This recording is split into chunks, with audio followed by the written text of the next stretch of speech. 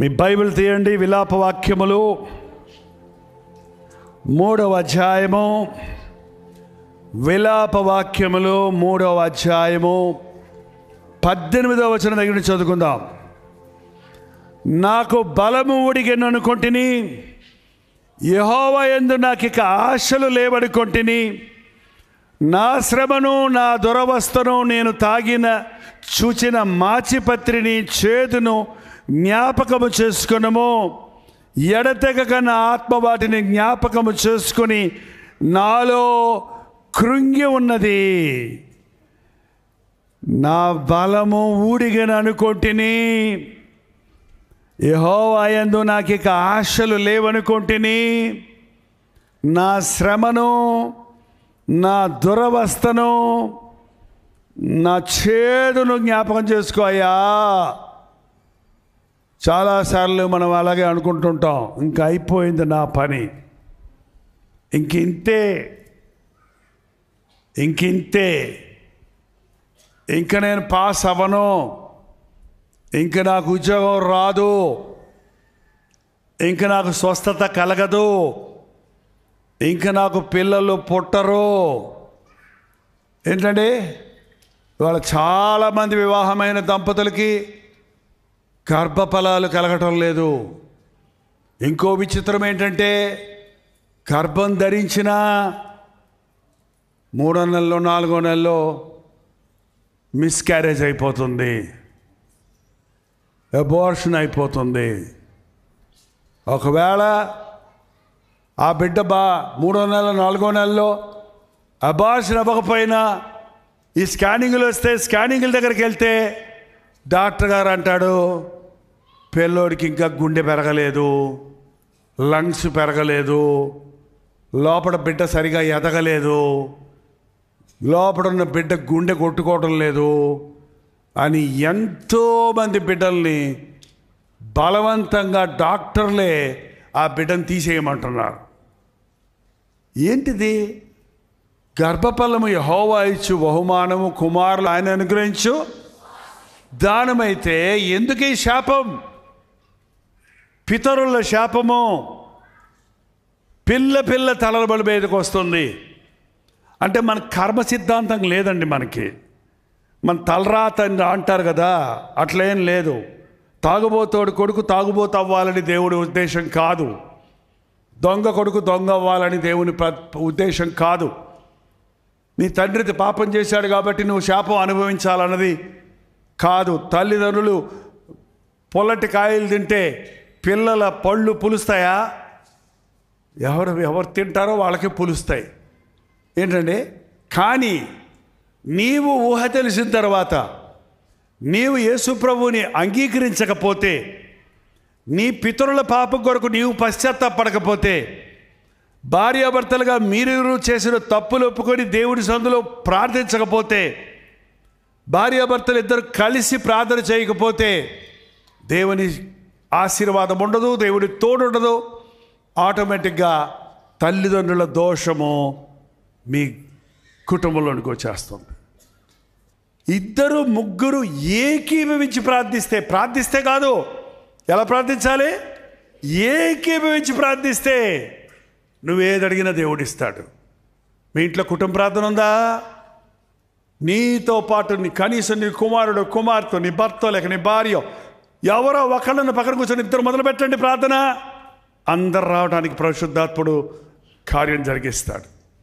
దేవుని దూతలు నీ ఇంటి చుట్టూ కావలి తిరుగుతుంటాయి. నువ్వు ప్రార్థన చేస్తున్నప్పుడు నీ ఇంటి చుట్టూ తిరుగుతున్న దురాత్మ శక్తులు, శాపపు శక్తులు, రోగాలు, కీడు, నాశనము. ఎందుకండి? అపవాది ఎవడండి? వాడు ఎందుకు వస్తాడండి అపవాది మనకి దగ్గరికి? వాడు దొంగ, వాడు దోచుకునేవాడు, వాడు నరహంతకుడు. యేసుప్రభు చెప్పాడు, నేను మంచి కాపరిని, నేను కాపాడేవాడిని మిమ్మల్ని, వాడు భక్షించేవాడు మిమ్మల్ని, వాడినే మొక్కుతానంటారేంటి? వాడి ధ్యాసలోనే ఉంటానంటారేంటి? అపవాదిని ఎదిరించండి, అప్పుడు వాడి మీద నుండి పారిపోతాడు. ప్రభు దగ్గరికి వెంటనే రారండి. కొంతమంది నిండా మునిగేదాకా రారండి. భక్తులు కూడా మంచి విశ్వాసులు అమాంతంగా పడిపోరండి. ఎప్పుడు ఎప్పుడు కూడా దేవుని బిడ్డలు ఒక్క రోజులో పాపంలో పడలేరు, భక్తిహీనతలోనికి వెళ్ళిపోతారు. భక్తి ఉంటుంది కానీ ఏమవుతుంది, హీనమైన దశకి దిగిపోతూ ఉంటుంది. ఆ ఒక్క అబద్ధమే కదా, ఇన్ని రోజులు నేను అబద్ధం ఆడుకుంటుంటే ఇవాళ అబద్ధం ఎందుకు ఆడాను అని నీ మనస్సాక్షికి అర్థిస్తున్నప్పుడు ఒకటే కదా అని ఊరుకున్నావు అనుకో, ఏమవుతావు? అబద్ధం ఆడేవాడటండి ఎప్పుడూ ఒక అబద్ధంతో సరిపెట్టుకోలేడంట. ఆ అబద్ధాన్ని కప్పడానికి ఇంకో అబద్ధం ఆడతాడు, దాన్ని కప్పుకోవడానికే ఇంకో అబద్ధం ఆడతాడు. అంతెందుకు పేతురు ఏమన్నాడు, నాకు ఎవరో యేసుప్రభు తెలియదు అన్నాడు. ముందే చెప్పాడు కదా, నువ్వు నన్ను తెలియదని బొంకుతావని చెప్పాడు కదా ప్రభు. ఒక్కసారి చెప్పినప్పుడు వెంటనే ఏం చేయాలి? ఇక అరే ప్రభు చెప్పింది అయ్యిందే, బొంకనని చెప్పాను బొంకేశానే, ఈసారి ఎవడేమన్నా సరే నేను అబద్ధం ఆడినాను అనుకున్నాడా? అంతలోకి అటు ఇటు లేచి వెళ్ళి ఇంకొకళ్ళు నువ్వు ఏ నిజంగా అబ్బే నాకు అసలు తెలియదే, ఇటు తిరిగి ఇంకొకళ్ళు అబ్బే అబ్బతోడు నాన్నతోడు ఆయనకి నాకు సంబంధమే లేదే. ఎట్ట బదిలిపోయి చూసారా అబద్ధం? పడిపోయినోడు దిగజారిపోతాడంట రోజు రోజుకి. ఎప్పుడు ఒక్క ఆదివారమే కదా మందిరానికి వెళ్ళలేదు, ఒక్క ఆదివారమే కదా ప్రార్థన చేసుకోలేదు, అక్కడే నీ పతనం ప్రారంభమైంది. నీ భక్తి జీవితంలో చిన్న అబద్ధం, చిన్న కోపం, చిన్న అసూయ, చిన్నదేలే ఒక్క ఆదివారమేలే ఒక్కసారేలే ప్రార్థన చేయలేదు అనుకోవద్దు. అతను చూసుకొని ఎవడిని మింగుదునా అని గర్జించు సింహం వలె తిరుగుతున్న అపవాది నిన్ను మింగేస్తాడు. తిండంటాడు, తిండంట. ఏం చేస్తాడంటే సాతాను మింగుతాడంట. నువ్వు తినటానికి నోట్లో పట్టుకుంటే ప్రభా అన్నావు అనుకో, వేస్తాడు గుండె మీద దానికి ఒక దెబ్బ దేవుడు. ఆపత్కాలంలో నాకు మొరపెట్టు 6 నెలల తర్వాత నీకు జవాబు ఇచ్చేదని అన్నాడా? ఏంటండి, మనం పేపర్ ఒకటి పెట్టుకుంటే ఆఫీసులో కదలదు ఆ పేపరు. విన్నతి పత్రం అని పెడతారు కదా, ఎవడు చూడ్డ అసలే ఆ ఫైళ్ళు కిందకే పోతుంటాయి, పైకి రావాయి. ఇస్తానన్నారు ఇల్లే అంటే ఇస్తాం అంటారు. అంతే అయిపోయింది. ఇంకో ప్రభుత్వం వచ్చింది, ఇచ్చారు, ఇంకో మేము చెప్పామా వాళ్ళు చెప్పారు పోమంటారు. అంతే, ఇంకేంటి ఏంటండి. కానీ ఆయనకు మొరపెట్టు, ఆపత్కాలంలో నాకు మొరపెట్టు, నేను నీకు సాతాను పట్టుకునేటప్పుడే శోధన జయించటం చాలా ముఖ్యమైనది. అప్పుడే కేకేస్తే దేవుడు విడిపిస్తాడు. అందుకని సాతాను వాడెంత యుక్తి కలిగినోడంటే అపవాది, నువ్వు దేవా అనడానికి కూడా నీకు టైం లేనంత తొందరగా నిన్ను అమాంతంగా ఏం చేస్తాడట, మింగేస్తాడు. నీకు తెలియదు. యోనాను మింగేసింది ఎవరండి? మొన్నటిదాకా మనం చేపలను మింగుతుంటే యోనాను చేపెట్ట మింగిందని బైబిల్ అంతా ఒత్తుతుందని కబుర్లు చెప్పారండి. ఇప్పుడు తెలుసుకున్నారు ఒక యోనాను కాదు, ఒక 100 మందిని మింగగలిగినంత పెద్ద చేపలు ఉన్నాయంట సముద్రంలో. ఏంటండి, సో యోనాకు దేవుడు మత్స్యముకు దేవుడు ఆజ్ఞించాడు నా సేవకుడిని మింగమని. యోనా అందులో పడ్డాడు, నోట్లో పడి నోట్లో నుంచి లోపలికి వెళ్తున్నప్పుడు ఎట్టుందో తెలుసా ఆయనకి? కూల్గా ఉంది. జాగ్రత్త ఏంటి, భలే ఉంది. పరలోకమా నరకమా? దేవుడు నన్ను పరలోకం చేసేసాడు అనుకున్నాడంట. అందులో పొట్లోకి వెళ్ళేటప్పటికి ఏమైంది? అక్కడ జఠరసం ఉంటుంది. మనం ఏం తిన్నా, ఎన్ని మాంసం మొక్కలు తిన్నా, మిక్సీ ఉంది లోపల, మొత్తం అరగదీస్తుంది చూడండి. ఆ చేప రసం ఊరుతుంటే సుర్రమంటది, ఒళ్ళు కరుగుతుంది అన్నమాట. అరే నాయనది పరలోకం కాదురా బాబు, నరకం. ఇది నరకమా, పరలోకమా, పాతాళమా అని అక్కడి నుంచి ఏం చేశాడంటే యెహోవాకు, అయ్యా కరిగిపోతున్నానయ్యా, అయ్యా నరకంలో పడిపోతున్నానయ్యా, అయ్యా అవిదేవుడి నేను సాతాను చేతుల్లో చిక్కుపోయానయ్యా, అది నన్ను మింగేశాడయ్యా అని అక్కడ పశ్చాత్తాపడ్డాడంట. ఓడలో కూర్చొని ప్రార్థన చేసుకోమంటే టికెట్ కొనుక్కొని కుర్చీ కిందకి వెళ్ళి పడుకున్నాడంట, బెంచ్ కిందకి వెళ్ళి. టికెట్ కొనుక్కున్నాడు రైల్లో ఎక్కడ కూర్చుంటాడండి? మీకు ఓడలు తెలియవు కదా, అందుకని రైలు అంటున్నాను. సీట్లో కూర్చోవాలి కదా, సీటు కిందకి వెళ్ళి పడుకుంటే నిద్రపోతున్నాడు. ఏంటంటే మనం దేవుణ్ణి విడిచి, నీకు సహాయకర్త నేను నన్ను విడిచి నీకు నీవే హాని చేసుకుంటున్నావు. నీకు దారి చూపించే దేవుణ్ణి వద్దని నిన్ను మోసగించే స్నేహితుడిని పట్టుకొని పోతుంటే నష్టపోయేది ఎవడు? చివరికి అంతా అయిపోయిన తర్వాత నాకు ఇంకా ఆశలు లేవు, నా బలము ఊడిగింది, నన్ను దేవుడు క్షమించాడు అని కృంగి ఉన్నావు. ఈ డిప్రెషన్ అనేది వాళ్ళు చాలామందికి పట్టిందండి. చాలామందికి ఉన్న పెద్ద రోగం ఏంటంటే మానసిక రోగం. నెగిటివ్గా థింక్ చేయటం, అన్నిటినీ నెగిటివ్గా తీసుకుంటారు. ఎవరన్నా పొరపాటు నువ్వు బాగున్నావా అని అడిగితే ఎగతాళి చేస్తున్నారు నన్ను అందంట. అదేంటి మనసు బాగున్నావా అని అడిగానమ్మా, ఎగతాళా నీకేమన్నా నేనంటే? నా బాధలు నీకు ఇన్నుంటే ఎవరికైనా ఏదన్నా కొంచెం తిన్నావా అని అడిగితే నీకు పెట్టలేదనా అంటే వెంటనే నెగిటివ్గా ఆలోచిస్తారు. చూడండి ఎంతమందికి నెగిటివ్ థాట్స్ వస్తాయి ఇక్కడ. వ్యతిరేకమైన తలంపులు, అనుమానం తలంపులు. ఇంకా మీకు అర్థమవుతాడు చెప్పాలంటే. గుడ్డోడని 4 ఫ్రెండ్స్ ఉన్నారటండి. లడ్డూలు వస్తే గుడ్డోడని వాడికి 2 పెట్టి వీళ్ళు ఒకటి తిన్నారంట. వీడు తడుక్కొని నాకే 2 పెట్టారు, వీళ్ళు ఎన్ని తిన్నారో అన్నాడు. నాకే 2 పెట్టారు వీళ్ళు, వాళ్ళేమో పాపం ఇతన్ని చేస్తుంటే మనం మనుషులు ఇట్టగా ఆలోచిస్తున్నాం. ఎప్పుడు మన గురించి మనం ఏం చేసిన వాళ్ళు కూడా కీడు చేస్తున్నారు అనుకుంటున్నాం. కాబట్టి నీ జీవితంలో ఏమైపోతుంది? ఎప్పుడు దిగులు, ఎప్పుడు భయము, ఎప్పుడు లోటు, ఎప్పుడు ఏదో పోగొట్టుకున్నట్టు ఉంటున్నావు. మనుషులు నమ్మద్దు, పరిస్థితులు నమ్మద్దు. నేను నిన్ను విడువని ఎడబాయరన్న దేవుడు ఉన్నాడండి. తల్లిదండ్రులు విడిచినను నేను నిన్ను విడువను. తల్లి తన చంటి బిడ్డను మరచునా, వారైన మరచుదురుగా నేను నిన్ను మరువను. చూడుమున అరచేతులలో ఎక్కడ చెక్కున్నాడంటే ఆయన. మనం ఈజీగా చూడగలిగింది నా కాళ్ళ మీద నేను చెక్కున్నానంటే, కాళ్ళు చూడాలంటే ఇట్ట వంగాలి. ఈపు వెనకాల రాసుకున్నానంటే అసలు కుదరదు. ఎవరన్నా చూసి అది చెప్పాలి మనకి. పొట్ట మీద అంటే వాళ్ళ పొట్టకు వంగదు. చాలామందికి నడివే తలకాయ వంగదు పాపం, పొట్ట మీద చూసుకో. కానీ మన ఎదురుగుండా ఎప్పుడు ఏమున్నాయి? ఈజీగా కళ్ళ ముందే ఉన్నాయి. ఏమున్నాయి? మర్చిపోకుండా ఉంటానికి కొంతమంది ఫోన్ నెంబర్లు రాసుకుంటారు, చేతుల నిండా ఫోన్ నెంబర్లు రాసుకుంటారు. రాయకండి, ఆ ఫోన్ నెంబర్లే తీసి పడేయండి. ఎందుకు వచ్చిన గొడవ? రాసుకుంటున్నారు, పూసుకుంటున్నారు, చివరికి వాళ్ళతోనే గొడవ పెట్టుకుంటున్నారు. ఆ ఫోన్ కాల్స్ వల్లే గొడవ. చక్కగా మాట్లాడుకోవడం మొదలుపెట్టి బ్యాటరీ అయ్యేదాకా అరుచుకుంటారండి.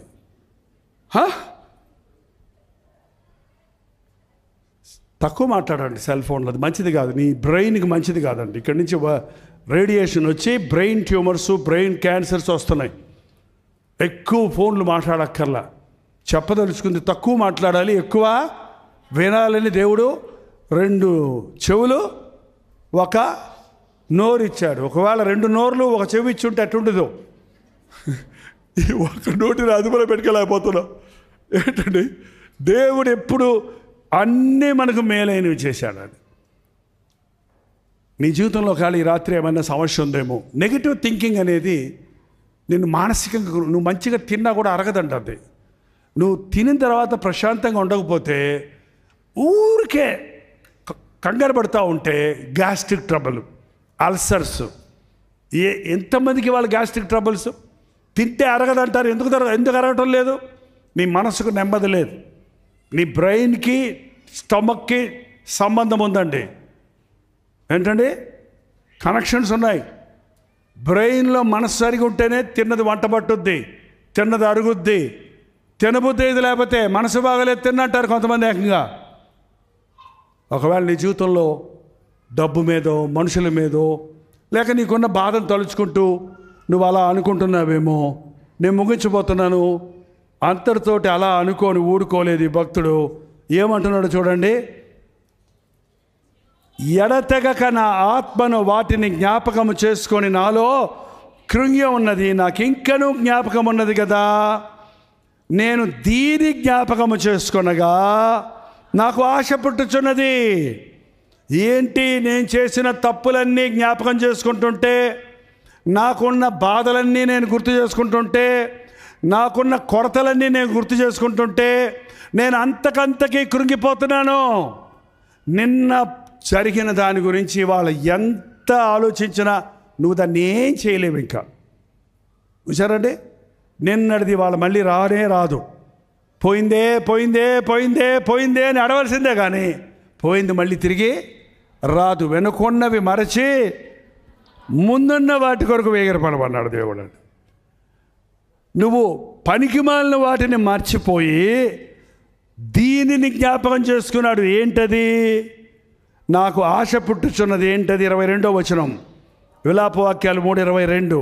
యెహోవా కృపగలవాడు, ఆయన వాత్సల్యత ఎడకి తెగక నిలుచుచున్నది కనుక మనము నిర్మూలము కాకున్నాము. ఆయన కృప కలిగినవాడు, కృప కలిగినవాడు.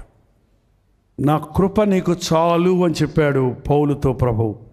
ఈ ముళ్ళు తీసేయ్యా, ఈ నొప్పి తీసేయ్యా, ఈ జబ్బు తీసేయ్యా, ఈ సమస్య తీసేయ్యా అన్నప్పుడు మనలో అనేకులకు తీసేస్తున్నాడు. కానీ పౌలుతో ఏమన్నాడు? వాటిని తట్టుకునే కృప నేను ఇస్తానన్నాడు. నా కృప నీకు కృప. ఒక కుర్రోడు, ఒక యవనస్తుడు చాలా నేరాలు చేసి పట్టుబడ్డాడు. చాలాసార్లు రాజు క్షమించాడు. చివరికి చాలాసార్లు మళ్ళీ మళ్ళీ చేస్తాడు వలన అతనికి మరణశిక్ష విధించాడు. ఆ తల్లికి తెలిసి ఆ రాజుగారి కాళ్ళ వేళ్ళ పడి, అయ్యా నా కుమారుని క్షమించండి అయ్యా అని ఏడుస్తుంటే, అమ్మా చాలాసార్లు క్షమించాను అయ్యా, నా కుమారునికి ఈ శిక్ష రద్దు చేయండి అయ్యా, అమ్మా ఇంతకుముందు చాలా శిక్షలు రద్దు చేశాను అయ్యా, దయ చూపించండి అయ్యా, దయ చూపించండి అయ్యా అని అడిగిందటండి. అమ్మ చెప్తున్నాను కదా, ఎందుకు అలాగ అరుస్తావు ఏడుస్తావు? దయ చూపించడానికి నీ కుమారుడు యోగ్యుడు కాదు అంటే ఆమె అందంట, అయ్యా దయ చూపించడానికి కూడా యోగ్యత కావాలయ్యా, యోగ్యత లేని వాడికే కదయ్యా దయ చూపించేది. ఏంటంట? దయ చూపించడానికి యోగ్యత అక్కర్లేదు, యోగ్యత లేని వాడికే చూపించేదే. ఏమంటారు దాన్ని? దయా. యేసయ్య దయ. మనకి ఏ యోగ్యత ఉందండి ఆయన అడగడానికి? మనకి ఏ అర్హత ఉంది? మనం ఏం చేశాం? ఆయన మన మీద దయ చూపిస్తున్నాడు. ఎన్నిసార్లు మనం తిరిగి తప్పు చేస్తున్నా, మళ్ళీ ఆయన గాయాలు రేపుతున్నా ఆయన ఓర్చుకుంటున్నారు. ఆయన దీర్ఘశాంతం కలిగినవాడు. ఎవరండి ఆయన? ఎంత దీర్ఘం? ఆయన దీర్ఘశాంతం కలిగినవాడు. ఇంకా నాకు దమ్ము లేదు, మీకుంటే లాగండి. 30 సంవత్సరాలు లాక్కోండి. కొందరి పట్ల 30 సంవత్సరాల నుంచి ఆయన ఏం చేస్తాడో తెలుసా? నువ్వు ఎంతలా ఉన్నా, నువ్వు ఎంతగా యేసయ్య సన్నిధికి రాకపోయినా, నువ్వు ఎన్నిసార్లు దేవుణ్ణి బాధ పెట్టినా, నీ మీద ఆయన ఇంకా పోనీలే. ఇంకో గెట్ టుగెదర్లో, ఇంకో టీవీ వర్తమానం, ఇంకో వాక్యం ద్వారా, ఇంకో శిక్షలో, ఒక సమయంలో ప్రార్థన సమయంలో మారతాడని దేవుడు నిన్ను కనికరిస్తున్నాడు. దుష్టుడికి శిక్ష శీఘ్రముగా కలుగకపోవుట చూచి వాడు భయం విడిచి దుష్టకార్యాలు చేస్తారంట. ఆయనే తప్పు చేస్తే నాకు శిక్ష రాలేదే, అది దేవుడి దయ వలన రాలేదు, ఆయన కృప వలన నీకు శిక్ష రాలేదు. అంతేగాని పాపానికి శిక్ష మరణం, పాపం వల్ల వచ్చే జీతం మరణం. దేవుని కృప మనల్ని కాపాడుతుందని మనం తెలుసుకుంటే, జ్ఞాపకం చేసుకుంటే, ఆయన దయ కలిగిన వాడు, ఆయన కృప కలిగిన వాడు, ఆయన వాత్సల్యత ఎడతెగక. వాత్సల్యత అంటే ప్రేమ, కనికరము, క్షమాపణ అన్నీ కలిపిన విలువైన మాట అది మన తెలుగులో. కేవలం ప్రేమ కాదు, ఆయన ప్రేమ, కనికరము, దీర్ఘశాంతము, ఆయన వాత్సల్యత, ఆయన అనురాగము, ఆయన ప్రేమ నిరంతరము ఎడతెగక నిలిచే. నో ఫుల్ స్టాప్, అన్లిమిటెడ్, అంతము లేనంత ప్రేమ. ఇక నేను క్షమించను అనలేనంత క్షమాపణ. ఇంతే అని ఆగిపోయేది కాదు ఆయన ప్రేమ. ఆయన ప్రేమ శాశ్వత కాలము. ఆయన నిన్ను ప్రేమిస్తున్నాడమ్మా, నిన్ను ప్రేమిస్తున్నాడయ్యా. మీ తల్లి గర్భంలో ఉన్నప్పటి నుంచి నిన్ను ఆయన ప్రేమిస్తున్నాడు. అందుకే నువ్వు ఇవాళ సజీవుడిగా ఉన్నావు, నువ్వు ఇక్కడ కూర్చొని ఉన్నావు, నువ్వు యేసుప్రభుని ఎరుగున్నావు. ఎందరికో ఇంకా యేసయ్య తెలీదు. నిన్ను యేసయ్య ప్రత్యేకంగా ప్రేమించాడు కాబట్టి నీకు ఒక అవకాశం ఇచ్చాడు ఆయన ఎరగటానికి, నీకు ఒక భాగ్యం ఇచ్చాడు ఆయన సన్నిధికి రావడానికి. నీ ఎడల తనకున్న తలంపులను ఈ రీతిగా దేవుడు ప్రతిసారి దేవుడు నీతో తెలియజేస్తూ ఉన్నాడు, నీకు బయలుపరుస్తూ ఉన్నాడు. అది నువ్వు జ్ఞాపకం చేసుకో. ఎన్ని మరణాలు తప్పించాడు నీ జీవితంలో, ఎన్ని శోధనలు తప్పించబడ్డావు నువ్వు, ఎన్ని యాక్సిడెంట్లో కాపాడబడ్డావు నువ్వు, ఎన్ని సమయాల్లో ఇంకింతే అనుకున్నప్పుడు మళ్ళీ ఇంత ఇచ్చాడు దేవుడు నీకు. ఇంకింతే అయిపోయింది, 0 వచ్చింది అన్నప్పుడు 0 to 100 ఎలా రైజ్ అయ్యావు మళ్ళీ నువ్వు. అన్నీ పోయినాయి అన్నప్పుడు మళ్ళీ తిరిగి అన్నీ ఎలా పొందుకున్నావు నువ్వు. జ్ఞాపకం చేసుకుంటే నిరీక్షణ వస్తుందండి, ధైర్యం వస్తుంది. గతములో నీకు చేసిన మేలులు ఎడతెగక నిలుచుచున్నది కనుక నిర్మూలమో కాకుండామో. ఆయన ప్రేమ అపారమైన ప్రేమ, యేసయ్య ప్రేమ. ఎవరి లోకంలో మనల్ని ప్రేమించలేరండి. మనుషుల ప్రేమలన్నీ కొంతకాలమే ఉంటాయి, సీజనల్. మనుషుల ప్రేమలన్నీ స్వార్థపూరితమైన ప్రేమలు, ఇచ్చలతో కలిగిన ప్రేమలు, తాత్కాలికమైన ప్రేమలు. నిస్వార్థమైన నిష్కళంకమైన క్రీస్తు ప్రేమ మనల్ని వెంటాడుతుంది. ఆ ప్రేమను తలంచు, ఆ ప్రేమ యందు నిరీక్షణ ఉంచు. ఆయన దయగలిగిన వాడు అని నేను జ్ఞాపకం చేసుకుంటే నాకు ధైర్యం కలుగుతుంది. అనుదినము వాత్సల్యత ఎడతెగక నిలుచున్నది కనుక మనం నిర్మూలమై కాకుండా 23వ వచనం, అనుదినము నూతనముగా ఆయనకు వాత్సల్యత పుట్టుచున్నది. అనుదినము, ఎప్పటికప్పుడు, రెడీ, ఎవ్రీ డే నూతనముగా ఆయనకి వాత్సల్యత పుట్టుచున్నది కనుక ఆయన ఎంతైనా, అబ్బా అందరి మాట చెప్పండి, నా యేసయ్య ఎంతైనా, నా యేసయ్య ఎంతైనా నమ్మదగిన వాడు. ఏ మనుషుడు నమ్మదగిన వాడు కాడనుకుంటేనే కానీ నా యేసు ప్రభు ఎంతైనా నమ్మదగిన వాడు. ఈ లోకంలో నన్ను ఎవ్వడూ భరించలేడు, క్షమించలేడు, సహించలేడు. కానీ నా యేసయ్య క్షమాపణకు ముగింపే లేదు. మొత్తం పోగొట్టుకున్నా సరే, నీ జీవితంలో నిర్వీర్యుడు అయిపోయినా సరే, మళ్ళీ నిన్ను రీస్టార్ట్ చేయగలిగిన వాడిగా, నూతన పరచగలిగిన వాడిగా, నువ్వు పోగొట్టుకున్నవన్నీ తిరిగి నీకు ఇవ్వగలిగిన వాడిగా ఉన్నాడండి. యోబు జీవితంలో ఒక టెక్స్ట్ పెట్టి చూపించాడు మనందరికీ. ఆయన నమ్మిన వారిని దేవుడు విడిచిపెట్టడంటానికి. యోబు తప్పు చేయలేదు, కానీ దేవుడు శోధనకు నిలబెట్టాడు. అన్నీ పోగొట్టుకున్నాడండి. ఆస్తి పోయింది, బిడ్డలు పోయారు, భార్య తిరగబడింది, స్నేహితులు బలపరచాల్సి వచ్చిన వాళ్ళు వచ్చి ఊరికి ఇసికిస్తున్నారు. ఇంకంతే, చాలా కృంగిపోయాడు యోబు. మనమైతేనా ఏమైపోయిందో కానీ ఆయన అంటున్నాడు, నాకు నా విమోచకుడు సజీవుడని నేను ఎరుగుదును. నా శరీరం చీకిపోయిన తర్వాత కూడా నేను ఆయన్ని నా కన్నులారా చూస్తాను. నేను నమ్మిన దేవుడు చనిపోయిన దేవుడు కాదు. యేసుప్రభు సువార్త యోబు వినలేదు, కానీ ఇందాక నుంచి మనం వింటున్నాం. విశ్వాసం అంటే చూడని దానిని ఉన్నది అని నమ్మటమే విశ్వాసం. చూసిన తర్వాత నమ్మటంలో గొప్పేముందిగా? చూచి నమ్మిన వారి కంటే చూడక నమ్మిన వారు ధన్యులు. విశ్వాసం అంటే నా దేవుడు నమ్మదగినవాడు. హల్లెలూయా. యేసయ్య నామములో ఉన్న శక్తిని అనుభవించి వెళ్ళబోతున్నారు. మీ బాధలు, కష్టాలు, మీ శ్రమలు, మీ పరిస్థితులు గుర్తు చేసుకుంటే ఇక నాకు ఆశ లేదని కృంగిపోతాం, డిస్కరేజ్ అయిపోతాం, నిరుత్సాహపడిపోతాం, ఆగిపోతాం. కానీ నా దేవుడు ఎంతైనా నమ్మదగినవాడు. సింహపు పిల్లలకు లేవి కలుగుద్ది, కానీ ఆయన ఆశ్రయించిన వారికి ఏ మేలు కొదవడదండి. నీ పక్కన 1000 మంది పడ్డా, నీ కుడి పక్కన 10,000 మంది పడినా నీకు ఏ అపాయమో. అసలు కరోనా తర్వాత మనందరం బతుకున్నామంటే అది ఒక్కటి చాలండి దేవుణ్ణి స్తుతించడానికి. మనకు తెలిసిన వాళ్ళు ఎందరో మంది చనిపోయారు, మన పాస్టర్ గారులు చనిపోయారు, మన విశ్వాసులు చనిపోయారు, మన ఇళ్లలో ఎవరో చనిపోయారు, మన బంధువుల్లో చనిపోయారు, మనకు తెలిసిన స్నేహితులు చనిపోయారు. మనం చనిపోకుండా ఉన్నామంటే ఆయన ఎంతైనా కృపతో మన కొరకు ఏదో గొప్ప పని కలిగి ఉన్నాడు. సజీవులే కదా ఆయన్ని స్తుతించెదరు. మృతులు నిన్ను బ్రతికున్నంత కాలం దేవుణ్ణి స్తుతించండి, సరగకండి, బాధపడక్కర్లా. నీ బాధలన్నీ తీరుస్తాడు. నాకు మొర్రపెట్టు, నేను ఉత్తరం ఇస్తానన్నాడు. నీ చింత యావత్తు నా మీద వేయడి, నేను మీ చింతను భరిస్తానంటున్నాడు. మీ విన్నపములు దేవునికి తెలియచేయండి. ఈరోజు ఇక్కడ వచ్చిన వారందరూ కూడా ఒక గొప్ప విడుదల పొందాలి. లేచి నిలబడండి, ప్రార్థన చేద్దాం. ఈరోజు దేవుడు నాతో మాట్లాడారన్న వారు గట్టిగా హల్లెలూయా చెప్పండి. నా మొర విన్నాడు, నాకు విడుదలిచ్చాడు అని నమ్ముచున్నానన్నవారు హల్లెలూయా చెప్పండి.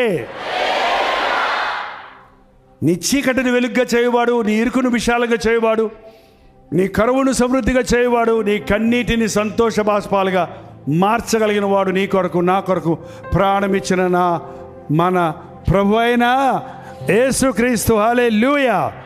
అలాగే ఒక్క నిమిషం కళ్ళు మూసుకొని నాతో పాటు ప్రార్థనలో ఏకీభవించండి.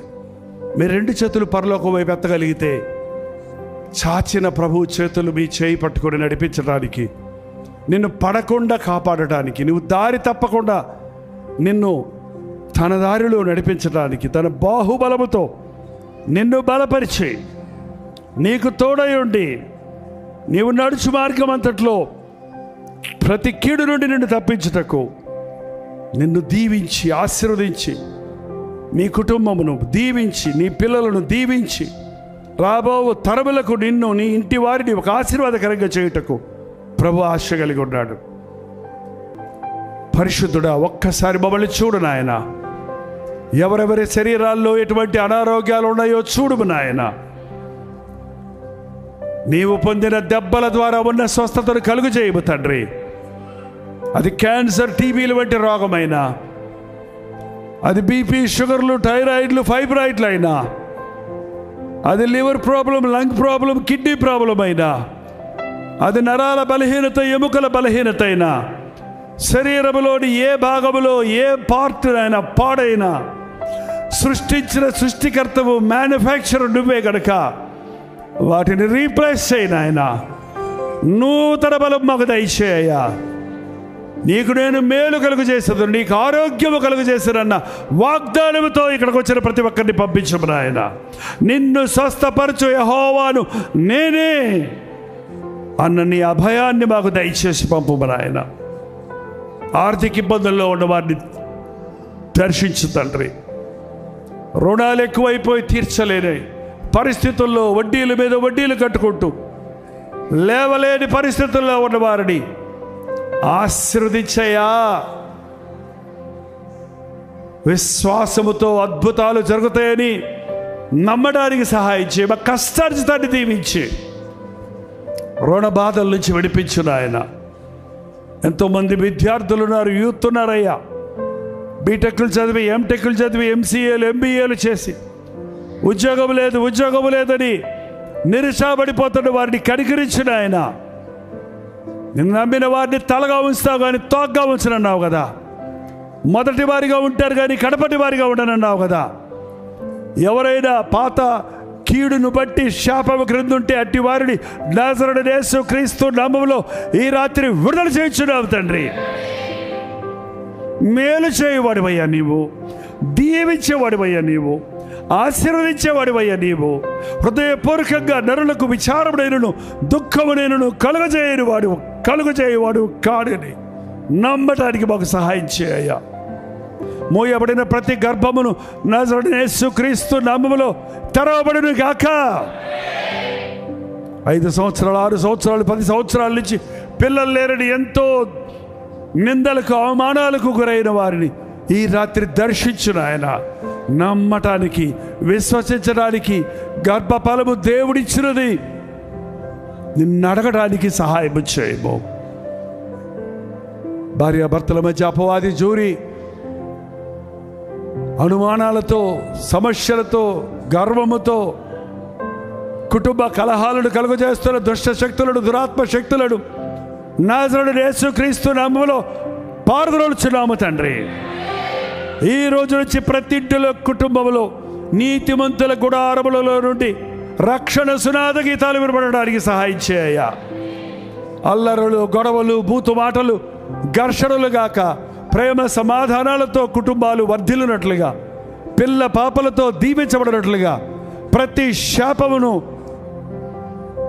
అపవాది క్రియలను నజరేయుడైన యేసుక్రీస్తు నామములో పారద్రోలుచున్నాము తండ్రి. వృద్ధాప్యంలో ఉన్నవారిని రిటైర్ అయిన తర్వాత రకరకాల రోగములతో మానసికమైన బలహీనతలతో బిడ్డల చేత మరువబడి విడిచిపెట్టబడిన వృద్ధ తల్లిదండ్రుల కోసం ప్రార్థిస్తున్నామయ్యా. ముదిమి వయసు వచ్చు వరకు ఎత్తుకొని వాడను నేనే అన్నావు కదా, విడువని ఎడబాయని అన్నావు కదా తండ్రి. మా వృద్ధాప్యంలో మీరు ఇంకను చిగురించదరన్న మాట ఇక్కడున్న ప్రతి వృద్ధుల పట్ల జరిగించుము నాయన. అజ్ఞానం వల్ల, అవిశ్వాసం వల్ల, పాపం వల్ల ఆరోగ్యాన్ని పోగొట్టుకొని, ఆస్తిని పోగొట్టుకొని, అవకాశాలు పోగొట్టుకొని, నాకిక ఆశలు లేవని ఎవరు ఈ రాత్రి కృంగి ఉన్నారో, నాకిక ఈ వివాహము జరగదు, ఈ ఉద్యోగం రాదు, మరల నేను కోలుకోలేను, ఇంక నా జీవితం ఇంతే అని ఎవరు ముఖ్యంగా ఈ రాత్రి ఇక్కడ ఉన్నారు. నువ్వు చూస్తున్నావయ్యా, నువ్వు చూస్తున్నావయ్యా. నీకు తెలుసు ఆయన, నీకు తెలుసు ఆయన. నీకు నేనున్నాను అని చెప్పే నీవు ఉన్నావన్నది. నీకు ఆశ ఉంది, నాకు వాత్సల్యత కలుగుచున్నది, నా కృప ఎడతెగక నీ పట్ల ఉన్నది అని నీవు ఆ వ్యక్తులను ఆదరించిన ఆయన. నా దేవుడు ఎంతైనా నమ్మదగిన వాడు అని మేము స్తుతించడానికి సహాయం చేయము. ఎన్నో గ్రామాల నుండి వచ్చిన ప్రతి ఒక్కరూ తిరిగి వెళుతుండగా క్షేమమైన ప్రయాణాలు దయచేయము. రోజు సోషల్ మీడియా ద్వారా, టెలివిజన్ ద్వారా వినబడుతున్న సందేశాల ద్వారా ఆధ్యాత్మికంగా బలపడుటకు, విశ్వాసములో వృద్ధి చెందుటకు, ఈ అంచె దినములలో విశ్వాసాన్ని కాపాడుకున్నటకు, విశ్వాస భ్రష్టులము కాకుండా, విశ్వాస ఘాతకులము కాకుండా విశ్వాసాభివృద్ధి పొంది దేవుని కొరకు సూర కార్యములు చేయుటకు మాకు సహాయము చేయము. ఎవరిలో అడుగుపెట్టిన వారు ఎవ్వరూ ఒట్టినే పోకూడనట్లుగా నా సన్నిధి నీకు తోడొచ్చునన్న అభయముతో నీ గాయపడిన హస్తములతో ముట్టి వారి హృదయవాంఛలను తీర్చి, స్వస్థపరిచి, ఆదరించి ఇది మొదలుకొని నేను మిమ్మల్ని దీవించదనన్న మాటతో నడిపించమని, నిశ్చితమైతే నీ రాకడ ఆలస్యమైతే ఇటువంటి గెట్ టుగెదర్లు ఇక్కడ మరి అనేక స్థలాలలో ఈ బిడ్డలు వచ్చిన అనేక గ్రామాల్లో, పట్టణాల్లో రాబో దినాల్లో మరింతగా విశ్వాసులను పురికొల్పుటకు, మేల్కొల్పుటకు, బలపరచుటకు, అనేకులను రక్షణలోనికి నడిపించుటకు నీ రాకడ అతి సమీపంగా ఉండే దినాలలో మాకు సహాయం చేయ్యా. నమ్మదగిన దేవా, నిన్నే నమ్ముకున్నాము, తోడుండి నడిపించుమని యేసు క్రీస్తు నామములో అడుగుచున్నాను తండ్రి, ఆమేన్. మన తండ్రి అయిన దేవుని యొక్క ప్రేమయు, కుమారుడైన క్రీస్తు యొక్క కృపయు, ఆదరణకర్త అయిన పరిశుద్ధాత్మ యొక్క సహవాసమును కూడి వచ్చిన మనందరికీ ఇప్పుడును సదాకాలమును తోడై ఉండును గాక. ఆమేన్, ఆమేన్, ఆమేన్.